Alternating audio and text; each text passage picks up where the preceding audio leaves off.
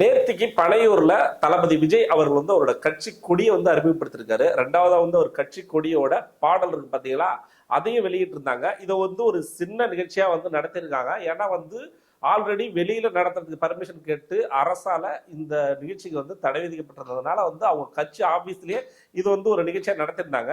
So இந்த நிகழ்ச்சிக்கு அப்புறமா வந்து சோசியல் மீடியாவில் நிறைய வன்மங்களும் நிறைய கதர்களும் அதிகமாக பார்க்க முடிஞ்சது. முதல்ல வந்து ஒருத்தவங்க கட்சி ஆரம்பிக்கிறாங்க அப்படின்னா வந்து இங்க இருக்கிற கட்சிகள் வந்து அதை எப்படி பார்க்குறாங்க அப்படிங்கிறத நம்ம பார்க்கணும். அவங்க வந்து இதை ஆரோக்கியமா பார்க்குறாங்களா, இல்லை அதை வாழ்த்துகிற மனப்பான்மை இருக்குதா அப்படிங்கிற விஷயங்களை பார்க்கணும்.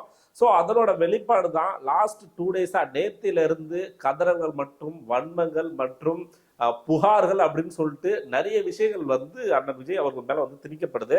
ஸோ அதுல மிக மிக முக்கியமா இப்போ பகுஜன் சமாஜ் கட்சி அவங்க வச்சிருக்காங்க பாத்தீங்களா.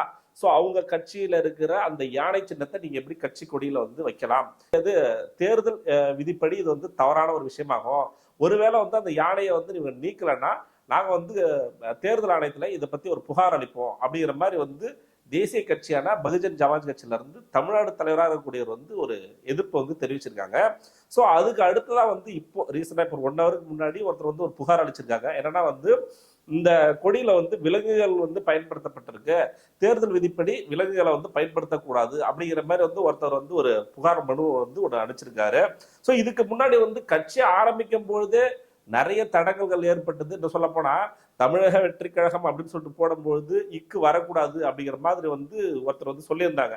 ஸோ அதே ஆள் வந்து திரும்ப என்ன சொல்றாருன்னு சொல்லி கேட்டீங்கன்னா, இந்த கொடியில இருக்க பூ இருக்கு பாத்தீங்களா, வாகை மலர், அதாவது வந்து வெற்றியின் சின்னமாக கருதப்படும் தமிழர்களோட பாரம்பரியமான வாகை மலர் இருக்கு பாத்தீங்களா, அந்த வாகை மலர் அப்படிங்கிறதே வந்து இது இல்லை. ஏன்னா வாகை மலர் பிங்க் கலர்ல இருக்காது, அது ஒரு வெளிர் மஞ்சள் நிறத்துல தான் இருக்கும் அப்படிங்கிற மாதிரி ஒருத்தர் வந்து கிளம்பி வந்து ஒரு விஷயத்த வந்து சொல்றாரு.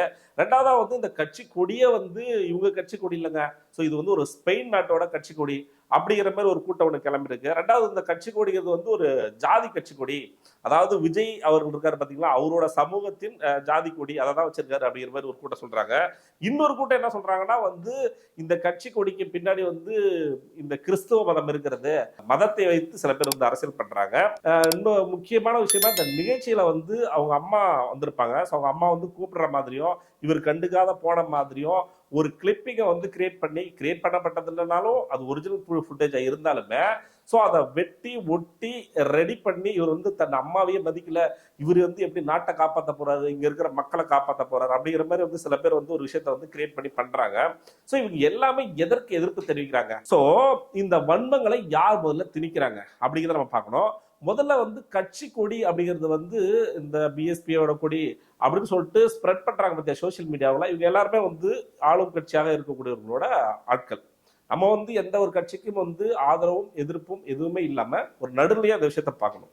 அப்படி பார்த்தா திமுக கொடி அப்படிங்கிறதே வந்து இதுக்கு முன்னாடி தாத்தா இரட்டைமலை சீனிவாசன் இருக்காரு பாத்தீங்களா, எல்லாருக்குமே வரலாறு தெரிஞ்சவங்களுக்கு தெரியும். அவரோட உதயசூரியன் அப்படிங்கிற சின்னத்தை தான் இவங்க வந்து யூஸ் பண்ணிட்டு இருக்காங்க. அப்படி பார்க்கும்போது அதற்கு வந்து எதிர்ப்பு தெரிவிக்குமா இல்லையா. ரெண்டாவது இந்த ஒரு பூமர் தாத்தா வந்து எப்பயுமே வந்து இந்த இக்கு போடணும் இன்னு போடணும் அப்படிங்கிற விஷயத்த வந்து ஸ்ப்ரெட் பண்ணி விட்டுட்டு இருப்பாரு. ஸோ அந்த விஷயத்தை எடுத்து பார்த்தீங்கன்னா கூட இந்த வாகை மலர், இது வாகை மலர் இந்த கலர்ல இருக்கும், இல்ல மஞ்சள் கலர்ல இருக்கும், இல்ல பிங்க் கலர்ல இருக்கும், இது தேவையா, இது நாட்டுக்கு இது தேவையான விஷயமா? ஸோ அவர் வந்து அவரோட கொள்கையில உங்களுக்கு வந்து முரண்பாடு இருக்கா, இல்ல அவர் செய்யற செயல்ல உங்களுக்கு வந்து முரண்பாடு இருக்கா, இல்ல வேற ஏதாவது ஒரு விஷயங்கள் வந்து அரசுக்கு எதிராக பண்ணிட்டாரா, இதை பாக்குறத விட்டுட்டு இது மஞ்சள் கலர்ல இருக்கணும், இது வெள்ளை கலர்ல இருக்கணும், இதனால வந்து என்ன நாட்டுக்கு வந்து பெரிய மாற்றங்கள் ஏற்பட போகுது. ஸோ இன்னும் சில பேர் வந்து ஆல்ரெடி சொன்ன மாதிரி அதை வெட்டி ஒட்டி அவங்க அம்மா கிட்ட பேசாம போனேன் அப்படிங்கிற ஃபுட்டேஜ் நீங்க முழுசா பார்த்தீங்கன்னா உங்களுக்கு தெரியும். ஸோ அந்த ஃபுட்டேஜ்ல அவர் சொல்லிட்டே போயிருப்பாரு, இருமா வரேன் அப்படிங்கிற மாதிரி வந்து ஆல்ரெடி அவங்க கூப்பிட்டதுக்கு ரெஸ்பான்ஸ் பண்ணிட்டு தான் வந்து போயிருப்பாரு.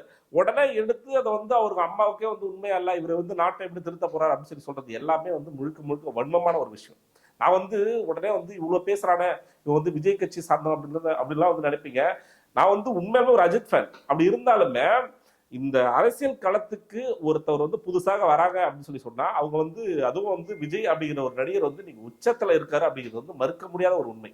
அதாவது தமிழ் சினிமாவில், இந்திய சினிமாவிலேயே இன்னைக்கு வந்து ஒரு டாப் 3 அந்த கேட்டகரியில வந்து சேலரி வாங்குற அளவுக்கு ஒரு மிகப்பெரிய நடிகர். ஸோ அதை விட்டுட்டு பீக்ல இருக்கும்போது அரசியலுக்கு வந்து மக்களுக்கு நல்லது செய்யற அப்படிங்கிற ஒரு எண்ணத்தோட வரும்பொழுது ஒரு வாய்ப்புகள் கொடுத்தாதான் என்ன. ஸோ இதுக்கு முன்னாடி 2005 கட்சி ஆரம்பிச்ச எல்லாருக்குமே நமக்கு தெரிஞ்ச கேப்டன் விஜயகாந்த் வந்து யாருமே அவ்வளவு சீக்கிரம் மறந்துட மாட்டீங்க. என்ன காரணம் அப்படின்னா, ஒரு கட்சி ஆரம்பிச்சு அவர் கொள்கைகளை கோட்பாடையும் மக்கள் செஞ்ச நல்லதையும் இதெல்லாம் ஸ்ப்ரெட் பண்ணிட்டு இருக்கும்போது ஒரு பக்கம் மீடியாக்கள் எல்லாமே என்ன பண்ணாங்க தெரியுமா, அவர் எப்படி புட் டவுன் பண்ணி இந்த 2 திராவிட கட்சிகளும் அவரை வந்து பெருசா பிளான் பண்ணி மீடியாக்களும் சேர்ந்து மீன் கிரியேட்டர்ஸ் சேர்ந்து அவர் வந்து அழிச்சிட்டாங்க அப்படின்னு சொல்லி சொல்லணும். இதை பேசுறதுக்கான எல்லா உரிமையும் எனக்கு இருக்கு. என்ன காரணம் அப்படின்னா வந்து நான் இது வரைக்கும் அவரை பத்தி ஒரு மீம் கூட நான் ஷேர் பண்ணதில்ல, அவரை பத்தி ஒரு வீடியோ கூட நான் வந்து சிரிச்சு ஒரு இது ஸ்மைலி கூட போட்டதில்லை. அந்த அளவுக்கு வந்து யார் நல்லவங்க யார் கெட்டவங்க அப்படிங்கிற ஒரு புரிதல் இல்லாம இந்த மீடியாக்கள் பண்ண விஷயம், இந்த மீம் கிரியேட்டர்ஸ் பண்ண விஷயம் தான் நல்லவர்களை வந்து ஆட்சிக்கு வர விடாம பண்ணது.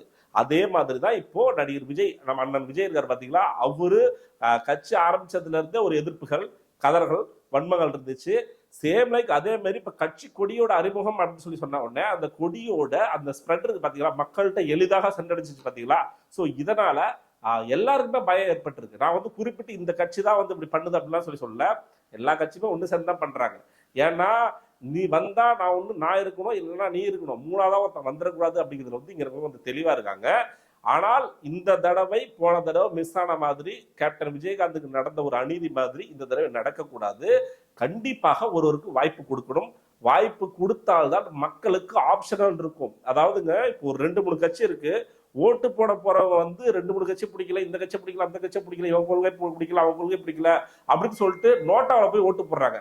சோ அந்த ஒரு நிலைமை ஏற்படக்கூடாது. அதாவது ஆப்ஷன்ல ஒண்ணு இந்த கட்சினா இந்த கட்சி, இந்த கட்சி பிடிக்கல, இன்னொரு கட்சி இருக்கு, சரி இவங்களுக்கு வாய்ப்பு கொடுத்து பார்ப்போம் அப்படின்னு சொல்லிட்டு மக்களுக்கு நிறைய வாய்ப்புகள் இருக்கும்போது எல்லாருமே வந்து நல்லது செய்யறதுக்கு வந்து துணிவாங்க. சரி அதை கூட விட்டுருங்க. இப்போ பொதுவா விஜய் அவர்களை வந்து கலாய்க்கிற கூட்டம், அவர்களோட சித்தாந்தம், அவர்களோட கொள்கை என்ன அப்படிங்கறத எடுத்து பாத்தீங்கன்னா ஒரு குறிப்பிட்ட கட்சியில இருப்பாங்க. நான் வந்து இந்த கட்சி தான், இந்த கட்சியில தான் இருக்காங்க அப்படிங்கிறத நான் சொல்ல வரல. பொதுவா ஏதோ ஒரு கட்சியில இருக்காங்கன்னு வச்சுக்கோங்களேன். சோ அந்த கட்சியோட தலைவர்களுக்காக அந்த கட்சியில இருக்காங்களா, இல்ல அந்த கட்சியோட கொள்கைக்கும் சித்தாந்தத்துக்கும் உட்பட்ட அந்த கட்சியில இருக்காங்களா அப்படிங்கிறத பார்க்கணும்.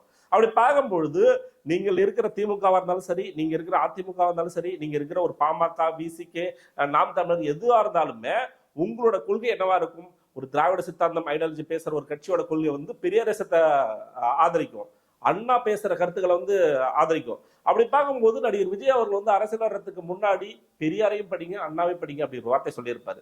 சரி ஓகேப்பா, இவங்கள இல்லாம வேற யாராச்சும் தமிழர்களை பத்தி பேசணும்னு சொன்னா காமராஜரை பத்தி படிங்க அப்படின்னு சொல்லி சொல்லிருக்காரு. அப்படி இருக்கும்பொழுது நீங்க பேசுற அதே ஐடியாலஜி, நீங்க பேசுற அதே கொள்கை, அதை பேசுறவங்களை பத்தி தான் படிக்க சொல்றாரு. சோ உங்களுக்கு என்ன பயம்? உங்களோட கொள்கை கோட்பாடா பேசுறதுக்கு தானே அவர் வந்திருக்காரு. இப்ப இருக்கிற அதே கட்சிக்காரவங்க அந்த கொள்கை எப்படி நடக்கிறாங்களா, இப்ப இருக்கிற அதே ஜாதிய ஏற்றத்தாழ்வு இல்லாம நடக்கிறாங்களா, அம்பேத்கரை பத்தி படிக்கன்னு சொல்றாரு. இப்படி அனைத்துக்குமான ஒரு விஷயமா வந்து நடிகர் விஜய் அவர் வந்து இருக்கிறாங்க. ஸோ அப்படி இருக்கும்போது ஒரு வாய்ப்பு தான் கொடுத்தா என்ன, கொடுத்துதான் பார்ப்போமே என்ன நடக்குது. இதுக்கப்புறம் வந்து அவருக்கு ஒரு வாய்ப்பை கொடுத்து, ஏன்னா இதுக்கு முன்னாடி விஜயகாந்த் பண்ண விஷயங்கள் நம்ம எல்லாருக்குமே தெரியும். அப்போ வந்து அந்த அளவுக்கு வந்து மக்கள்கிட்ட ஒரு புரிதல் இல்லாமல் இருந்துச்சு. இப்போ எல்லா மக்களுமே கொஞ்சம் அட்லீஸ்ட் அண்டர்ஸ்டாண்டிங்கோட இருக்கிறாங்க. ஸோ பொறுத்திருந்து பார்க்கலாம் அடுத்த அப்டேட் என்னவாக இருக்கும் அப்படின்னு சொல்லிட்டு. ஸோ அடுத்த வீடியோவில் உங்களை சந்திக்கிறேன். அதுவரை உங்களிடம் விடைபெறுவது நான் ஆனந்த்.